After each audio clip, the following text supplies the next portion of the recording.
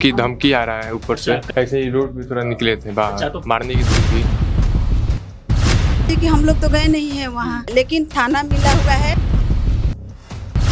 हम बच्चा के हम ले जाके एसपी के सामने जान दे देंगे।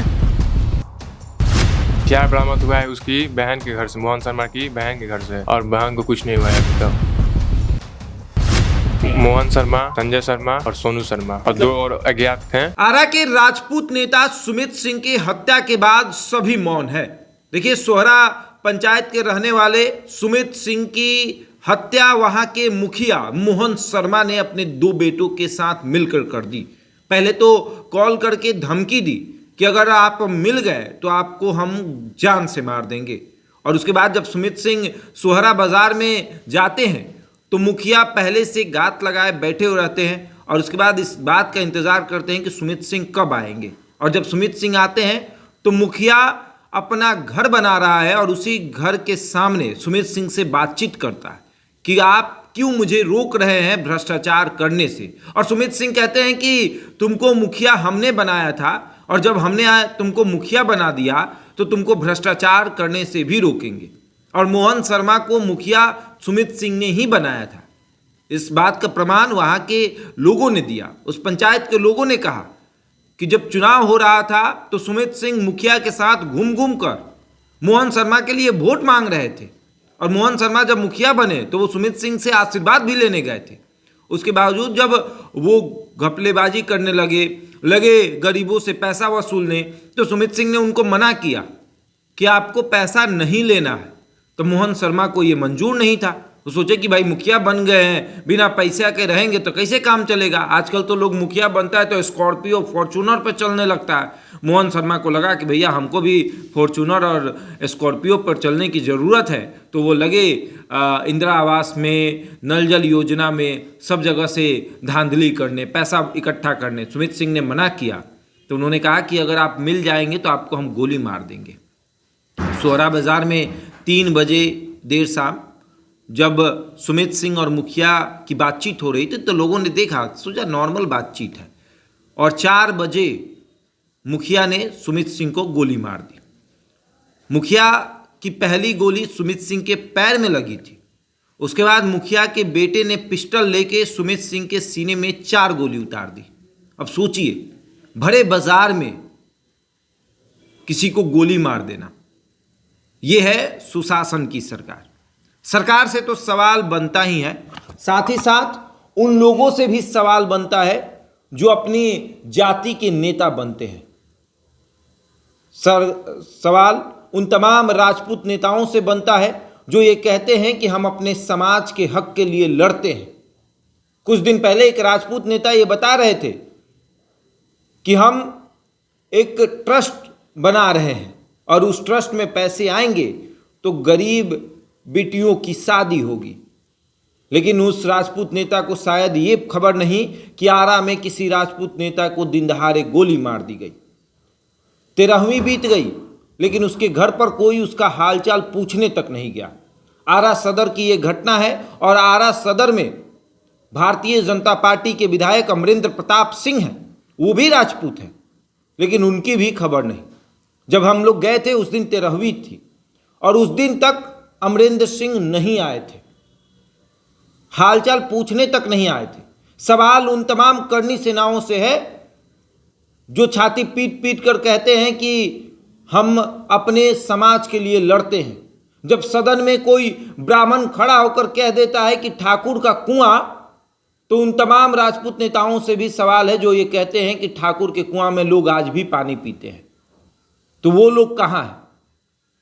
कई राजपूत के बड़े नेता हैं, संजय सिंह हैं, सुनील सिंह हैं, नीरज बबलू हैं, वहाँ के विधायक जो हैं वो खुद राजपूत हैं। आनंद मोहन सबसे बड़े नेता हैं राजपूतों के, उनके बेटे चेतन आनंद है राजपूतों के नेता। अजय सिंह हैं गोपालगंज के राजपूत के नेता। ये लोग कहाँ हैं? बस सिर्फ नाम के लिए। और वहाँ भी बगल का जो लोकसभा क्षेत्र है, अरे बक्सर, वहां भी एक राजपूत ही जीते हैं, वो भी नजर नहीं आए, वो भी राजद के हैं। देखिए, हत्या हो गई, गुनहगार आत्मसमर्पण कर चुका है, तो आपको लगा कि बस मामला खत्म हो गया। जी नहीं, मामला खत्म नहीं हुआ। साजिश करता कौन था? और अब वहां के लोगों का आरोप है कि डायरी को कमजोर किया जा रहा है एसपी के द्वारा। अगर डायरी कमजोर हो गई तो मुखिया और उनके बेटे 90 दिन में बेल लेकर बाहर आ जाएंगे। गवाह जो है वो खुद सुमित सिंह का बेटा है, कह रहा है कि मेरे सामने मेरे पिता को गोली मारी गई। मोहन शर्मा, संजय शर्मा और सोनू शर्मा। अच्छा। और 2 और अज्ञात थे। हाँ। लेकिन एसपी सुनने को तैयार नहीं है, थाना अध्यक्ष सुनने को तैयार नहीं है। और सबसे बड़ी बात कि मोहन शर्मा ने सुमित सिंह को गोली मारकर पिस्टल अपनी बहन के घर रखवा दिया, लेकिन बहन के ऊपर एक एफआईआर तक दर्ज नहीं हुआ, आर्म्स एक्ट के तहत केस दर्ज नहीं हुआ। क्यों? कानून बदल गई क्या? इसी अनंत सिंह के घर विधायक रहते हुए उनके घर जब हथियार मिला तो उनके ऊपर आर्म्स एक्ट का केस दर्ज हो गया, मुकदमा दर्ज हुआ। बिहार में कोई अलग कानून चलता है। उन तमाम राजपूत नेताओं से एक सवाल है कि कहां हैं आप? ठंड ज्यादा बढ़ गई है, कंबल लेके घर में सोए हैं। किसी को कोई खबर नहीं है कि एक राजपूत के बेटे को दिन दहाड़े गोली मार दी गई। मुखिया मोहन शर्मा, उनके बेटे, 2 बेटे, और सबसे बड़ी बात कि देखिए बाजार में, मतलब जहां कहा जाता है कि सुशासन की सरकार है, अपराधी थर-थर कांपते हैं, अपराधियों के दिल में खौफ तक नहीं है, डर तक नहीं है। दिन दहाड़े गोली मार देते हैं कि मर जाओ। एक गोली मारने के बाद भी फिर पीछे से मुड़कर आकर सीने में 4 गोली दागी गई, और उसके बाद 2 दिन 3 दिन के बाद थाने में आत्मसमर्पण कर दिया गया जब कुर्की का आदेश निकाला गया तो। और फिर पिस्टल की जब जांच शुरू हुई कि पिस्टल कहाँ है, तो थाना अध्यक्ष कह रहे हैं कि हो सकता है कि पिस्टल गंगा में फेंक दिया गया हो। लेकिन जब गांव वाले दबाव डालते हैं तो पिस्टल जो है वो बरामद होता है मोहन शर्मा के बहन के घर से। और उसके बाद थाना अध्यक्ष कहते हैं कि उनके ऊपर एफआईआर दर्ज नहीं हुआ है।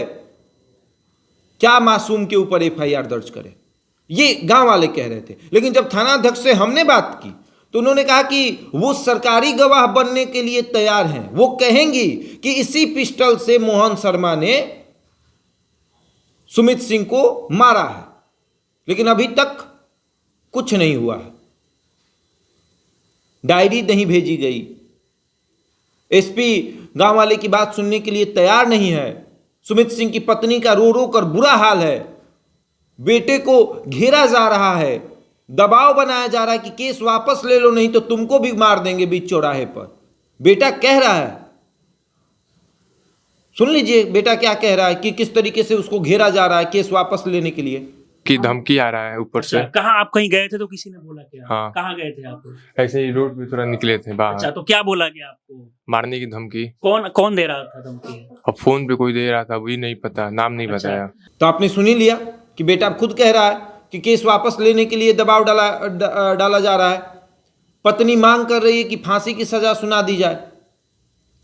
लेकिन उन राजपूत नेताओं के लिए एक ताली तो बनती है जो ये कहते हैं कि हम अपने समाज के लिए रहते हैं। बहरहाल इस खबर में इतना ही। बने रहे हमारे साथ और देखते रहे द इंडिया टॉप।